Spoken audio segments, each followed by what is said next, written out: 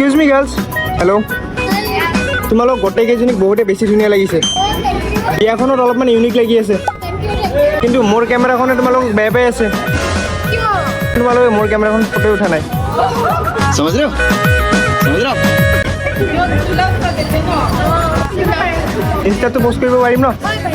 একোতো প্ৰব্লেম নাই।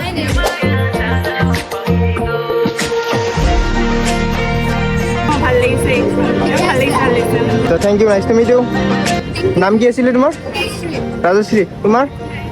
তুমি খুচাই ধুনীয়া বুজিলো এতিয়া সিহি গ্ৰহৰে কৰিছা জানো